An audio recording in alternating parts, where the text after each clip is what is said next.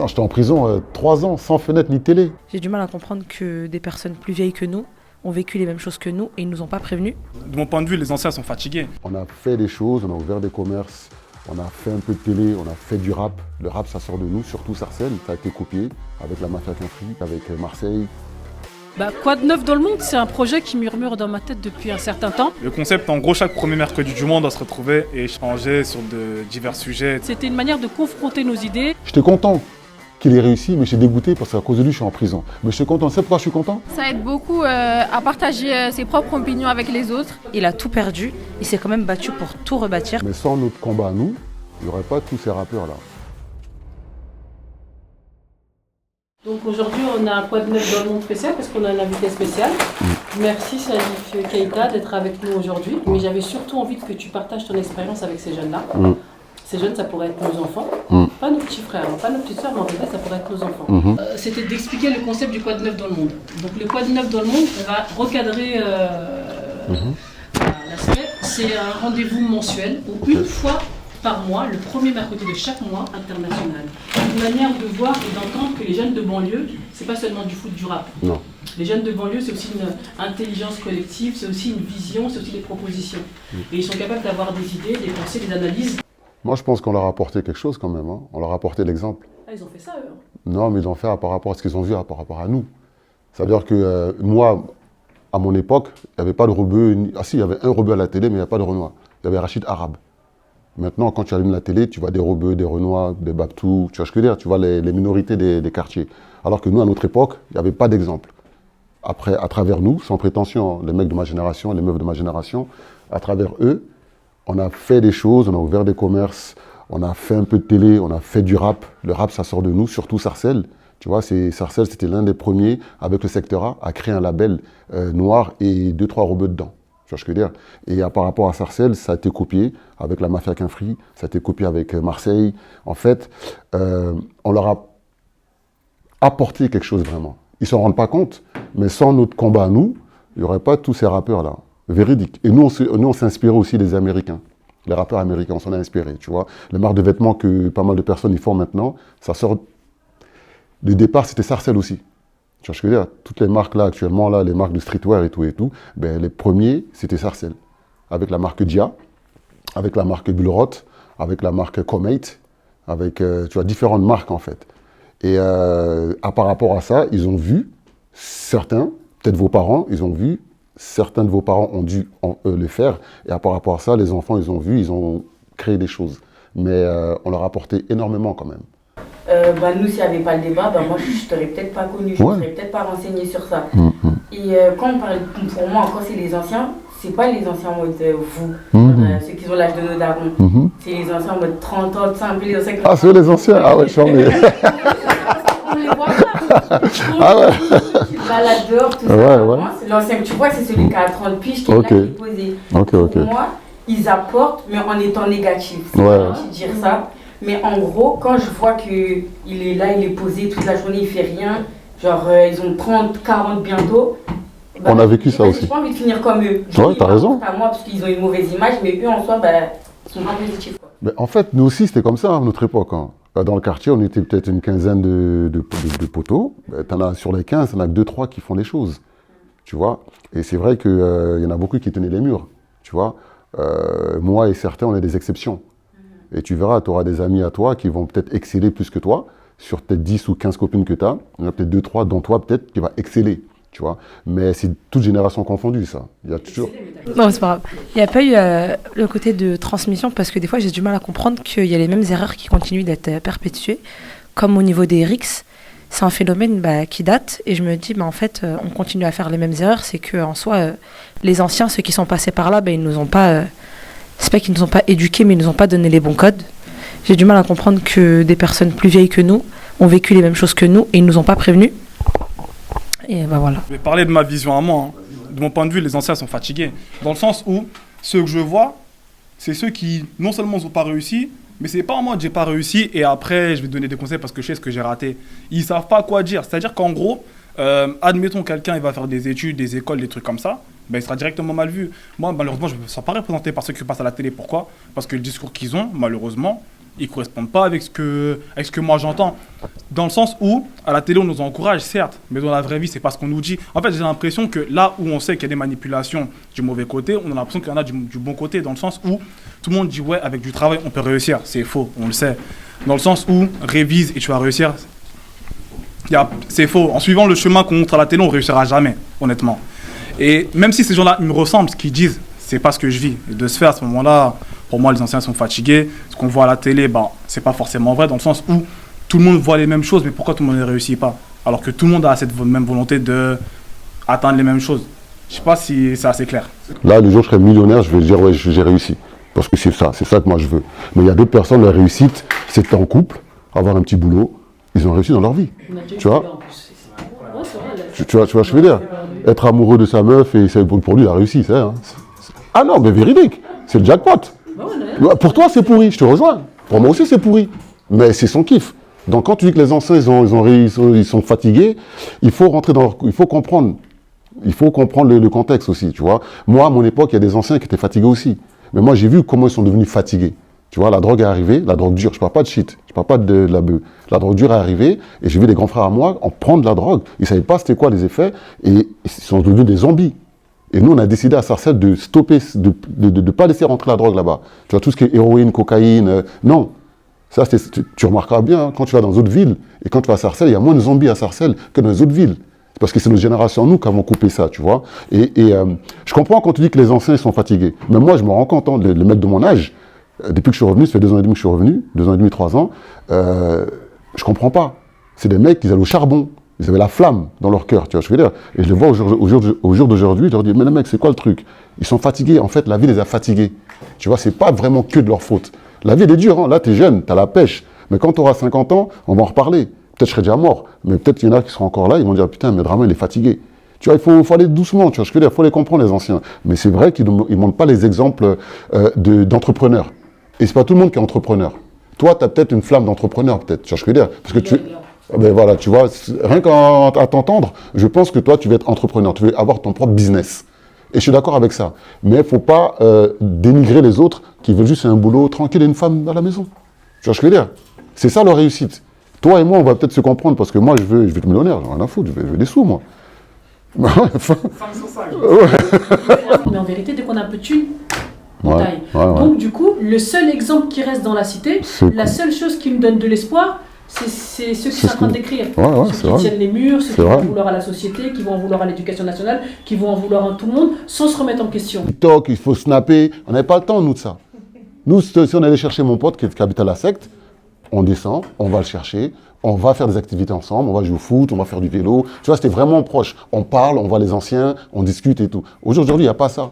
Donc c'est pour ça que je dis que c'est à cause du système. Je ne dis pas que c'est à cause de vous, mais c'est à cause des réseaux. Ma parole, c'est à cause des réseaux. Je te jure devant Dieu. Je ne suis pas d'accord, parce que même ce système-là, en vérité, quand tu parles de TikTok, quand tu parles de Facebook et tout ça... Pas Facebook, c'est pour les anciens Facebook. Voilà, peu importe. En tout cas, les réseaux sociaux. Effectivement, c'est censé nous rapprocher, mais ça nous a éloignés. Ça nous a éloignés. C'est aussi un mode de communication imparable. Je n'ai pas dit c'est pas... Vas-y, finis alors. Que ça soit Insta ou tout ça, ça peut être aussi un moyen de véhiculer cette histoire-là. Chanceux, on a vu nos parents, les gens travail qu'ils faisaient. Certains de nous, on a dit non. Je ne vais pas te faire homme de ménage, je ne veux pas faire ça, je ne veux pas. Alors que les parents, ils se sont cassés le dos, tu vois. Donc nous, on a eu cette aspiration à plus.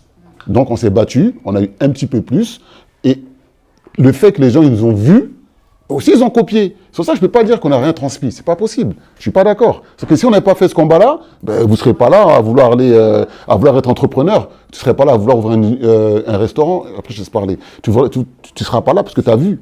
Tu as vu des petits Renois, des petits Robles ouvrir des trucs. C'est des exemples, ça. Mais où ils ont eu ça? Où ils ont eu l'idée?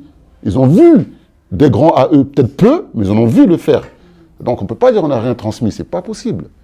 Je t'en prie. Moi, je pense pas que vous avez rien transmis, je pense que vous avez mal transmis. Possible. Vous n'avez pas su utiliser ce que vous avez fait en les réseaux. Ouais. Je parle de la transmission, ça vient d'en haut vers le bas. Nous, on ne peut pas venir vers vous et demander l'histoire, comme par exemple pour l'histoire de la secte. C'est pas aux plus jeunes, je trouve, d'aller demander... je pense que oui, mais continue, je vais dire pourquoi. Je pense que oui, mais vas-y. Mais concernant les réseaux, je pense qu'il faut s'adapter autant, c'est pas facile. Mais comme elle a dit, il faut vulgariser l'histoire. Il faut prendre les moyens qu'on a et tout mettre. Vas-y, fini. Ouais, c'est vrai, je finis. Ok. Mais par rapport à quand tu dis que toi, tu peux pas aller voir les anciens leur parler, je dis tu peux.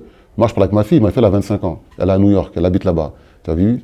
Depuis ma cabane, enfin bref, on est arrivé là-bas. Je l'ai ramenée à 3 piges et tout, elle est restée là-bas. Elle a fait sa vie, ses écoles et tout. Ma fille, c'est ma pote, c'est mon gars.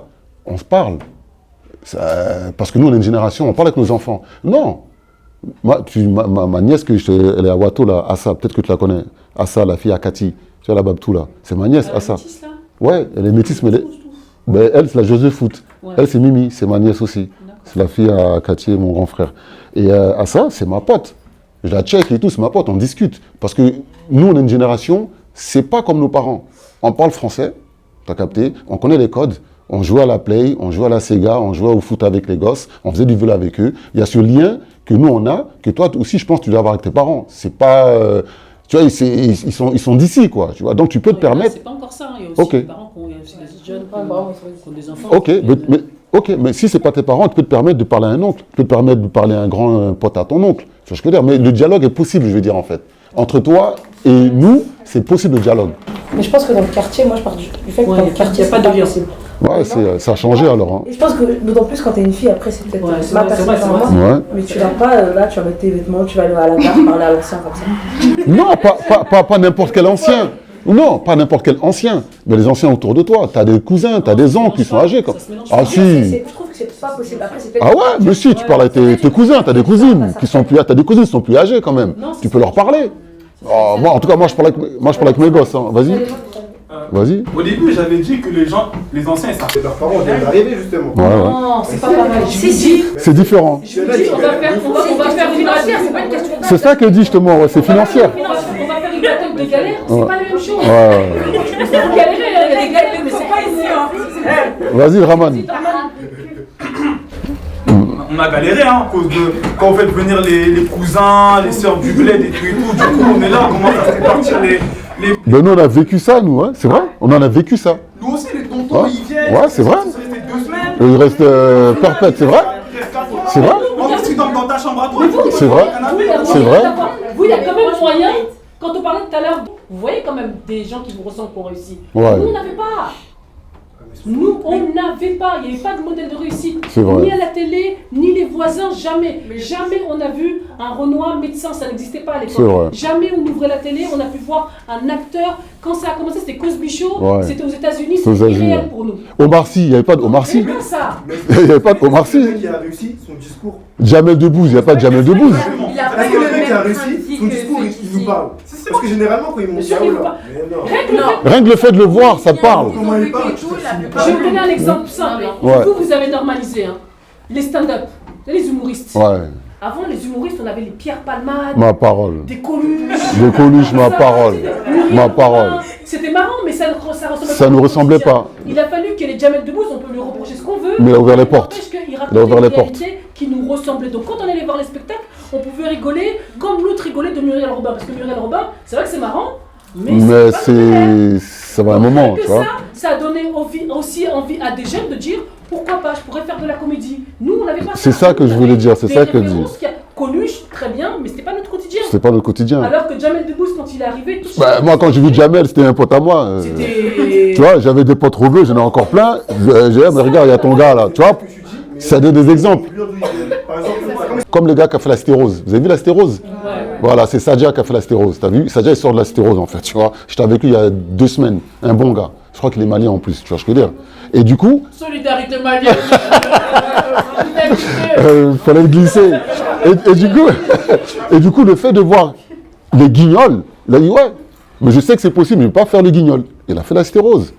Et bien toi, tu prends des exemples comme ça. Tu vois les guignols, tu viens avec tes coronesses et tu fais le truc à ta façon, à ta manière. Ça se vend, ça ne se vendra pas, mais tu es authentique. Moi, tu lis mon bouquin, tu pètes un câble. C'est authentique. J'ai eu que des bons retours. Mais c'est incroyable. Même moi, je suis choqué. Pourtant, je ne suis pas un écrivain. Mais j'ai parlé authentique. Comme je te parle là. On est des autodidactes de la vie. Ouais. C'est-à-dire que nous, on n'a pas... Ouais. Il n'y a pas de cadre. Contrairement à vous, il n'y a pas de cadre. Il n'y a pas de modèle qui nous permette de nous stimuler. Quand tu parles des... Claudia Tagbo. C'est nous avec qui imitait les Renois? Ah, Michel Leb. Michel Leb. Ouais, l'enfoiré, ouais. Michel Leb. Ouais, je ne connaissais pas. Tout le monde, et même nous, on Ouais, rigolait. c'est un salaud, ouais. Ouais, bah tout. On rigolait, il nous imitait comme je sais pas quoi. Ouais, il se maquille en noir et tout, de grosses lèvres et tout. Ouais, tu tapes Michel Leb. Qui ça? T'as vu que Carlos, c'était chez Misawa? Ouais, le gros Carlos là, je me rappelle, ouais. On rigolait sur ça. Ouais. Donc du coup, en vérité, nous, on est autodidacte. Ouais. Quel que soit l'avancée qu'on a pu avoir, cette avancée-là, elle s'est faite sans filet. Alors que, et c'est là où je parle de la gratitude de la nouvelle génération, il y a ce côté un peu pédant. Donc on oublie tout ce qui s'est passé. Nous, les anciens, ils ne servent à rien, nous, on gère. Ouais. D'accord, mais si vous gérez, c'est parce qu'il y a eu On a ouvert des portes. Il y a des portes qui ont été ouvertes. On a été insultés avant vous, on a galéré avant vous. Ouais. Il y a eu des gens, effectivement, qui ont dû faire peut-être les Boinas, certainement. Les Boinas, ouais. Mais dans les Boinas, c'était aussi pour se faire des thunes, Ouais. pour permettre à leurs enfants de ne pas vivre ce qu'ils ont vécu. Ouais. On peut reprocher ce qu'il veut, mais peut-être que c'est une stratégie de la même manière que Soprano dans le hip-hop, il a décidé de mettre un peu de techno dans son son pour se faire des thunes. Ouais. Ça nous dérange peut-être, mais il a mis à l'abri les siens. Ouais. C'est peut-être une stratégie, il a mis à l'abri les siens. Donc il faut aussi pouvoir le respecter. Mais ça, toute cette nouvelle génération qui arrive pincée, coincée, ils oublient.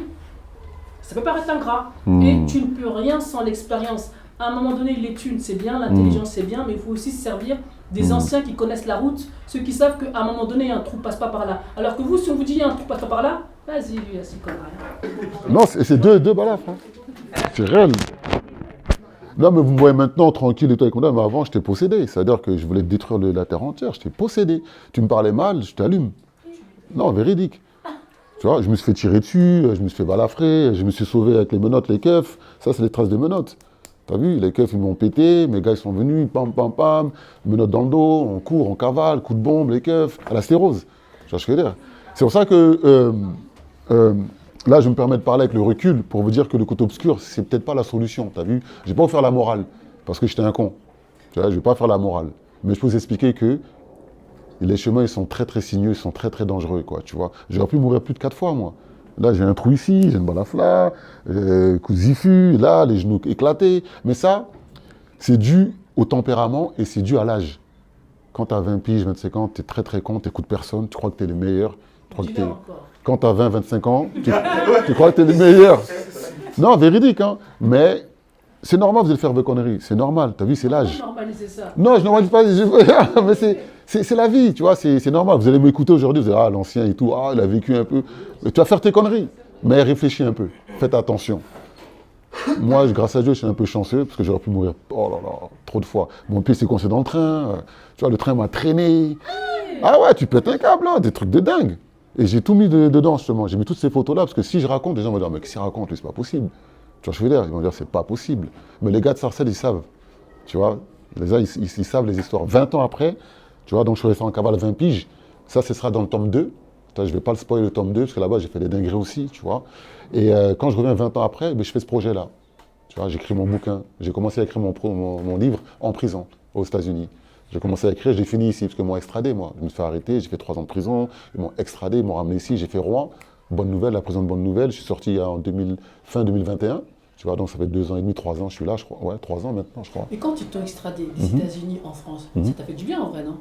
Mais en fait, quand tu es en cavale, tu n'es pas soulagé, en fait. Tu as toujours le petit truc dans ta tête qui dit ils vont te péter, ils vont te péter, ils vont te péter. Et tôt ou tard, tu te fais péter. Et une cavale, c'est très cher. C'est très, très cher. Et ouais, je te cache pas, quand j'étais au placard, c'était... tu vois. Non, quand tu étais aux États-Unis et qu'ils t'ont ramené et tu arrives en France. Ouais. Pour terminer ta peine en France. Mais déjà là-bas, j'étais soulagé déjà. Ça, aux États-Unis? Ouais, j'étais soulagé parce que de t'être fait péter? Ouais, j'étais soulagé. Ça y est, c'est bon. Je suis plus en cavale, je vais payer ma dette. Fin. J'étais déjà soulagé. C'est pas que j'attendais que ça, mais je savais que ça allait arriver. Attention, et pourtant, je suis parti. Après, je vais te parler, t'inquiète. Pourquoi je suis parti en cavale aussi? Parce que moi, j'ai pris 10 ans. C'est-à-dire qu'au Havre, ils m'ont condamné. C'est après que j'ai su. Hein, parce qu'ils ont demandé 6, mais je suis parti. Ils m'ont condamné à 5 ans. À 6 ans, pardon. À 6 ans. Et à Meaux, ils m'ont condamné pour les mêmes faits, les mêmes périodes, la même... Ils m'ont mis 4 ans à Meaux. Est-ce que tu captes le truc? Il y avait 2 commissions rogatoires sur moi, il y avait 2 CR. Les keufs de Havre et les keufs de Meaux. C'est-à-dire qu'ils sont télescopés, mais il n'y en a aucun qui a lâché l'affaire. Normalement, tu n'as pas le droit de faire ça, normalement. Judiciairement, tu ne peux pas enquêter. Véridique, et j'ai tous les transcripts, j'ai toutes les preuves, et toutes les condamnations et tout, tu vois. Ils voulaient ma peau. Mais vraiment, parce que je débutais de ouf, et surtout, parce que j'étais en collaboration avec le secteur A. L'un des premiers labels renois qui faisait des vrais sous Et il y avait des RG sur eux, il y avait des keufs sur eux, tu vois. Et le fait que moi, je me prête eux, ah, ça y est, c'est eux qui blanchissent son argent. Tu vois, 1 + 1, c'est 2 pour eux. Dans leur tête, eux, ils blanchissaient mon argent, quoi, en fait, tu vois. Alors que ce n'était pas le cas. C'est vraiment des grands frères à moi, avec qui je faisais des affaires de musique, mais véridiques, tu vois. Et donc, du coup, je suis là-bas, 20 piges, je reste, je fais 3 ans de prison, je suis extradé ici. Et quand j'arrive en France, ben, déjà là-bas, j'ai commencé à écrire le bouquin. Tu as vu, j'arrive en France, je termine, je continue à écrire. Et je sors au bout de 1 an et demi, 2 ans, 1 an et demi, 2 ans, fin 2021. Je sors, le bouquin est pratiquement fini. Je le peaufine à l'extérieur avec le bracelet, tu as vu. Et je le peaufine, tac, tac, tac. Et je dis, ok, j'ai fait un livre. Mais tout le monde fait des livres. Pourquoi pas faire un truc original? J'ai fait l'audiobook. Le livre que tu écoutes avec le sound design. Tu as vu, tu entends les enfants parler là. Tu m'entends parler. Et bien dans l'audiobook, c'est ça en fait. Pendant qu'il y a un narrateur qui raconte l'histoire, tu as des mecs qui font des dialogues. Moi, je fais mon dialogue. Tu as des artistes que j'ai mis dedans, comme Sensei, mon neveu, il a fait un dialogue. Lina Mahem, elle a fait un dialogue. Lino, plein de personnes, j'ai ramené, ils ont fait des dialogues. C'est un film auditif, on dit, c'est ça? Un film audio en fait. Tu es vraiment immersé dedans. Et ça, c'est la plus-value que j'ai ramenée. Pourquoi? Parce que voilà, je suis comme ça, j'aime bien les trucs, je sais pas. Comme je te disais tout à l'heure, je connais mon don, tu vois. Chacun a son don, tu vois. Je sais ce que je peux, ce que je sais faire. Et si je ne sais pas le faire, je m'entoure des personnes qui savent le faire. Tu vois, ça fait partie aussi de mes dons. Je m'entoure des bonnes personnes, des très très bonnes personnes. C'est-à-dire que, avec le recul, hein, quand j'étais petit, j'étais con. Mais avec l'âge maintenant, je sais déceler. C'est-à-dire que si je vais faire un projet d'application, par exemple, parce que je lance une application aussi, ben, je fais appel à un bon développeur. Pourtant, je ne sais pas coder, je ne sais pas développer. Mais je sais ce que je veux.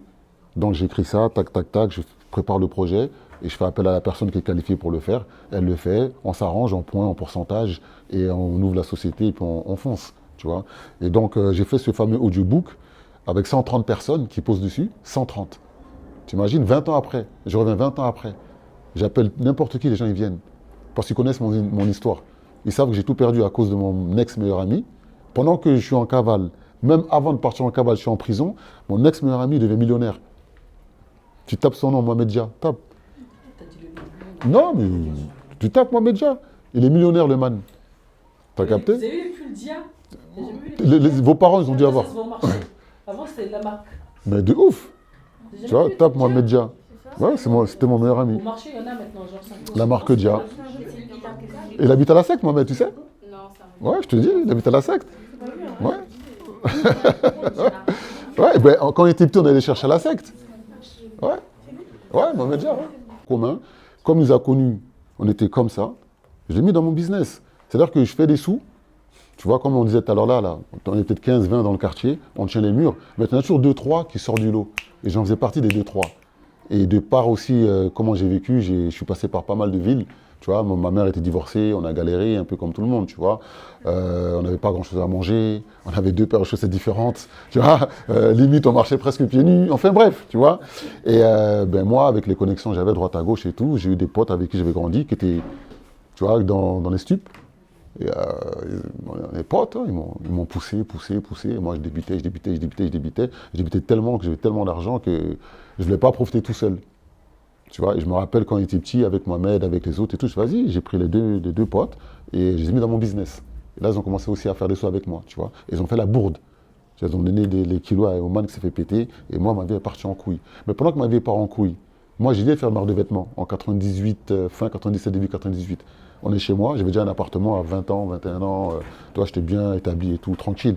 Donc on est chez moi, on regarde les clips et tout. Et maintenant, pour dire comment ça a changé, à l'époque, les clips c'était à 3-4 heures du matin sur M6. C'était pas maintenant, t'allumes la télé, il y a des clips partout et tout. Non, ils mettaient ça tard. C'est-à-dire que tu étais obligé de rester éveillé pour profiter de ça. Donc on allait souvent à la maison, la meuf avec qui j'étais à l'époque, qui est devenue la mère de mes enfants et tout, mon ex, elle faisait des cuisses de poulet, tac, on était à la maison, on regardait, tac, les clips et tout, on s'enjaillait, quoi, t'as vu. Et moi, je vois les Lino d'Arsenic, justement, des mecs d'ici, là, du Puy aussi, ouais.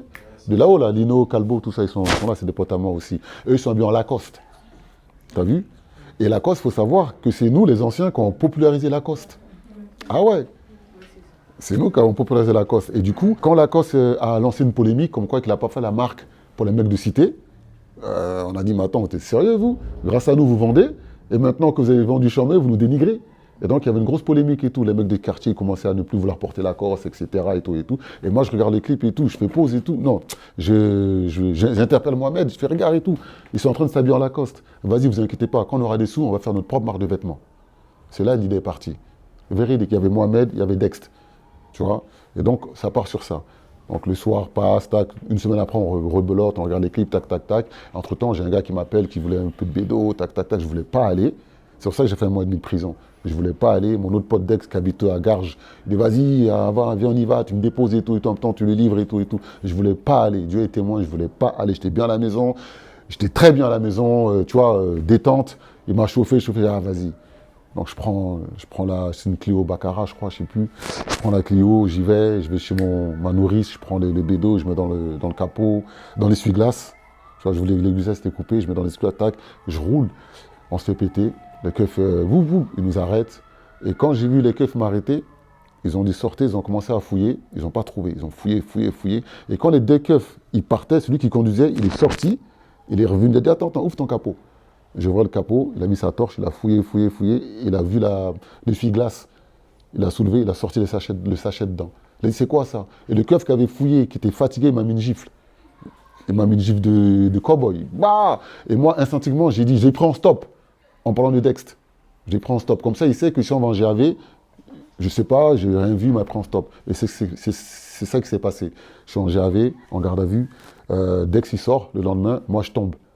Et ces fameux 1 mois et demi, c'est là que le gars les appelle, il donne les 25 kiloman, lui et Mohamed. Tu vois, c'est ça l'histoire en fait. Et donc quand le mec il se fait péter, l'enquête s'enchaîne et tout. Et pendant que je suis en prison, ils ont lancé la marque de vêtements. Dext et Mohamed, ils ont lancé la marque de vêtements. Mohamed l'a dribblé Dext, parce que Dext n'est pas très très futé. Tu vois, il est grand costaud, mais il n'est pas très très futé. Mais c'est un bon. Mais il m'en lance bas, mais je l'ai pardonné lui. Mais Mohamed, je n'ai pas trop pardonné parce qu'il est en capacité d'aider tout le monde, en l'occurrence même moi. Il a gagné des vrais sous, des vrais millions, en euros. Pas en francs, en euros. Vous pourrez checker, tu vois. Et du coup, je suis au placard et tout. Il n'est pas venu voir la daronne. Il ne m'a pas envoyé un sou au placard. J'avais des enfants en bas âge. Je n'ai jamais allé voir mon ex, la mère des enfants. Ingrat, total. Tu vois. Et je suis en prison. Mes gars, ils tapent au mur. Yo, regarde, il y a ton gars à la télé et tout. Il passait sur Capital. Capital, c'est une émission de tous les entrepreneurs qui réussissent. Tu vois, il passe sur M6, sur Capital. Il me dit, ouais, c'était vraiment lui ton pote et tout et tout. Je fais, ouais, et tout. Donc le lendemain matin, on est en promenade et tout avec David et d'autres personnes et tout. On est en promenade. Ouais, chambé, ton gars, ouais, lourd et tout et tout. Moi, je fais, ouais, c'est lourd, mais c'est un peu relou et tout parce que c'est à cause de lui que je suis là. Tu vois, mais j'étais content. Si, en 2012, j'arrive. J'étais content, je t'explique pourquoi. C'est pour ça qu'il faut comprendre les personnes, en fait. J'étais content qu'il ait réussi, mais j'étais dégoûté parce qu'à cause de lui, je suis en prison. Mais j'étais content. C'est pourquoi je suis content? Parce que c'est un Renoir qui marche. Et à l'époque, il n'y avait pas. C'est un gars de cité avec qui tu as grandi. Tu vois ce que je veux dire? C'est une fierté. Tu vois, c'est comme si demain, tu vois, tu n'as jamais vu quelqu'un comme toi à la télé, tu y passes à Capital. Putain, c'est un truc de ouf. Et tu dis, putain, c'est relou quand même, c'est à cause de je suis là. Mais vas-y, je suis refait. Dans ta tête, tu suis refait. C'est-à-dire que tu vas sortir et tout, mais tu vois, les mois, ils passent et tout, plus de nouvelles, pas de son, pas d'image. Tu vois, mais sur le coup, oui, j'étais content sur le coup. Attends, je l'ai saucé dans mes bises, je l'ai mis bien, je me suis dit, ah, bah, c'est bon, vas-y, la peine, je vais la faire tranquille sur un pied, je ressors, je suis, tu vois, je suis en mode Gucci. Mais c'est pas ça qui s'est passé. Les hommes sont différents, les gens sont différents. Donc du coup, lui, il pète le million, il fait des deals avec la NBA. La NBA Europe, il est distribué partout, ça marche super bien pour lui. Moi, je sors en provisoire, je vais les voir, je leur dis ouais les mecs vous avez déconné et tout, mais la marque elle continue, tu vois. Et il y a eu un petit froid entre lui et moi entre temps parce que ils ont copié l'idée ou bien l'idée que j'ai lancée. Ils ont commencé avec l'argent qu'on avait en pot commun, tu vois, parce qu'on avait l'argent en pot commun. Ils ont commencé avec ça et on se voit de moins en moins. Lui, il suit son chemin. Moi, j'essaie de charbonner pour relancer tous mes business pour que ça continue. Le jour du jugement arrive. Il demande la peine de ouf. Je ne savais pas qu'ils avaient demandé 4 ans à mot. Je ne savais pas encore. C'est après, pendant la cavale, j'ai su que 3 jours après, ils m'ont condamné aussi à mot pour les mêmes faits. Donc, je pars en cavale. Je suis à New York. La vie, elle est super dure. Je ne vois pas mes gosses. Je suis en mode dépression pendant 5 piges. Je suis en mode, j'ai vu des pizzas en vélo. Même pas en moto, hein, en vélo, dans un autre pays. Les Kényans, ils se foutent de ma gueule. Tu vois ce que je veux dire? Comme nous, à l'époque, on se foutait un peu la gueule des blédards. T'as vu, ils se foutent de ma gueule. Tu vois, ça touche ton ego, tu pètes un câble et tout, mais t'es obligé d'assumer, t'es obligé de continuer. Et cette flamme-là, ben, je sais pas, Dieu a fait qu'elle est toujours restée cette flamme. Tu vois? C'est pour ça que je disais, alors là, il faut que... Et ouais, la mère des enfants, elle m'a beaucoup aidé aussi. Après, c'est parti en couille. Mais sur le coup, elle m'a beaucoup aidé. Tu vois, et c'était un support aussi, tu vois. À côté de tout homme fort, il y a une femme. Tu vois, véridique. Bon, après, c'est parti en couille, parce que moi, je suis spécial, t'as vu. Je suis ouf, moi, tu vois. Mais c'est parti en vrille après. Mais voilà, mais je crache pas dessus, tu vois. Mais ouais, c'est ça un peu les résumés de ma life. Hein. Après, j'ai failli mourir plusieurs fois. Je suis un rescapé, je suis un survivant, tu vois. Mais c'est la vie, hein, c'est comme ça, t'as vu. Mais ouais, il y a des conseils que je peux donner, mais je peux pas faire la morale, en fait. Je peux vous conseiller, faites attention, faites des trucs, mais réfléchissez très, très bien. Ça peut finir soit mort, soit en prison, ou soit, je sais pas.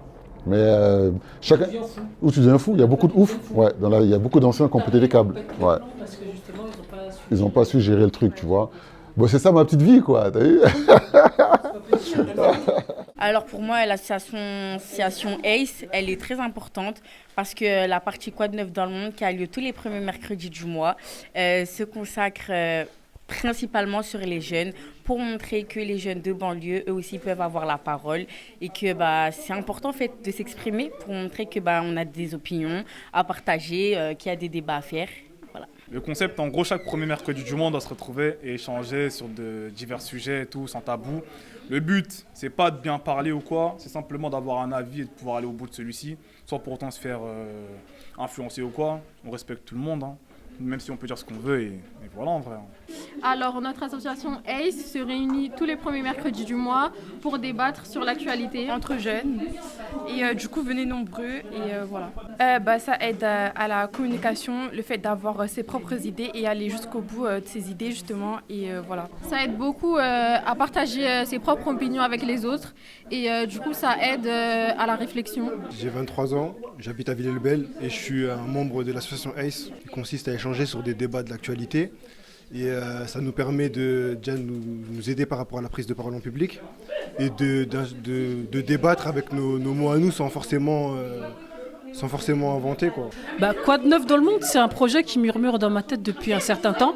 C'est un concept qui était né, que j'ai découvert il y a très longtemps en centre de formation. C'était un moment où on se retrouvait autour d'une table et on échangeait de l'actualité nationale, locale. C'était une manière de confronter nos idées, d'avoir un regard croisé sur un sujet précis. Et c'est ce que j'ai essayé de ramener sur Villers-le-Bel, sur le quartier du Puy. Mais en vérité, c'est pas que le Puy. C'est comment nous, en tant que jeunes de banlieue ou en tant que banlieusards, tout simplement, on peut avoir un avis, on peut avoir des opinions, on peut avoir une analyse, on peut même avoir des propositions. Mais ça peut être des sujets très ambitieux comme l'écologie, comme la santé, comme la politique internationale. Mais ça peut être aussi sur des sujets complètement locaux ou des sujets qui nous ressemblent au quotidien. Donc c'est un moment pour nous déjà de convivialité, puisque c'est important d'avoir ces moments où on peut échanger, rigoler, se chambrer, mais c'est aussi un moment assez formel où on se rend compte que la parole n'est pas unique et la pensée n'est pas unique. Et il y a une vraie force vive, il y a une vraie intelligence collective qui est selon moi pas suffisamment mise en lumière et pas suffisamment entendue et vue. Et c'est notre ambition, c'est que cette parole ne soit pas isolée à l'échelle de nos quartiers, mais que cette parole puisse être entendue, mais surtout analysée, qu'on puisse apporter notre pierre à l'édifice dans l'évolution, aussi minime soit-il, de notre pays. Et quand je parle de notre pays, c'est la France. J'habite à Cop Killer comme le monsieur. Et aujourd'hui, on a écouté son discours et son histoire et ça m'a beaucoup plu. C'est un bon artiste, ouais, on peut dire que c'est un artiste. Il a une bonne histoire qui peut plaire les gens d'aujourd'hui, surtout les jeunes, parce que ça touche les jeunes. Il explique son parcours et on peut faire la même. On ne peut pas faire la même, mais on peut prendre de ses erreurs et voilà, ça m'a beaucoup plu. Salif Keïta, waouh. Moi, quand j'ai lu le bouquin, honnêtement, je me suis dit, c'est un film. Mais en fait, quand on a vécu cette génération-là, on sait que ce n'est pas un film, c'est réel. Et malgré toutes les épreuves qu'il a pu endurer, malgré tout ce qu'il a pu vivre, il est encore debout. Et non seulement il est debout, mais il se sert de tous ces moments, aussi difficiles soient-ils, aussi illicites soient-ils. Mais maintenant, il en fait un combat pour les autres. Il a réussi à en sortir une leçon de vie. La première chose que j'ai retenue, c'est la persévérance. C'est pas une qualité que j'ai personnellement. Je suis pas quelqu'un qui persévère beaucoup et franchement ça m'a beaucoup étonnée parce que je pars du fait que il s'est démené pour des choses il a tout perdu et il s'est quand même battu pour tout rebâtir et je trouve ça très intéressant. Ce que j'ai retenu aujourd'hui, c'est que le réseau c'est très important. Ça permet d'ouvrir des portes qu'on ne pourrait pas ouvrir seul. Et que même quand tu es là-haut, il y a toujours besoin des gens. Je dirais de persévérer, mais je pense que c'est un conseil que je me donnerais surtout à moi-même avant. Et franchement, c'est de pas abandonner. Parce que la roue tourne. Lundi, on peut avoir une grosse galère. Vendredi, ça ira mieux. Voilà, je vous en prie. En fait, j'ai trouvé que son histoire était très, très inspirante. Parce qu'il lui arrivait beaucoup de dingueries, si on peut dire ça. Hein. Vraiment, vraiment. Il lui arrivait beaucoup de dingueries, beaucoup de galères. Et ce qui m'a beaucoup plus touché, c'est que malgré tout ça, 20 ans après, il a toujours cette flamme d'entreprendre, de faire les choses. Alors qu'aujourd'hui, nous les jeunes, on est très très vite découragés. Et son histoire m'a motivé en fait, parce qu'il a fait énormément de choses.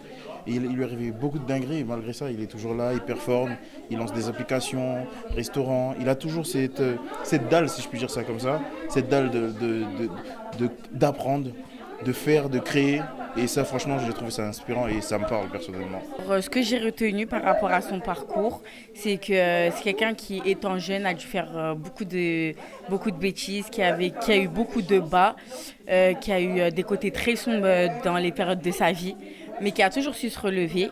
Et aujourd'hui, c'est un exemple, je trouve, pour les jeunes de quartier notamment, parce que même après tout ce qui s'est passé, il continue son combat en montrant le bon exemple, en continuant d'entreprendre. Et du coup, c'est un exemple, voilà.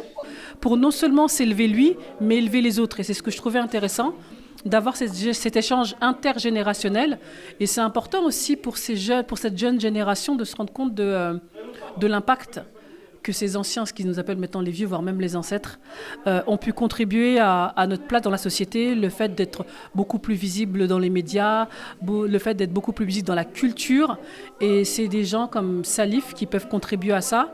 Et peu importe ce qu'on peut lui apporter, mais en tout cas, c'est une vraie vision de la vie, de notre quotidien à tous. Et c'était important aussi pour moi de pouvoir avoir cet échange intergénérationnel, je me répète un petit peu, mais c'était ça qui était visible parce qu'on ne se rend pas compte du chemin parcouru. Oui, chaque premier mercredi du mois, à partir de 19h, on est à la maison de quartier Camille Claudel de Villers-le-Bel et on échange sur tout. Et on n'accueille pas que des Beauvillésois, je sais qu'on accueille des jeunes de la Courneuve, mais c'est toujours intéressant d'avoir un regard croisé et de pouvoir échanger, donc vous êtes les bienvenus. On n'est pas seulement là pour discuter, on est aussi là pour échanger et pour s'apprécier et de créer de la fraternité entre nous. Hey, abonne-toi.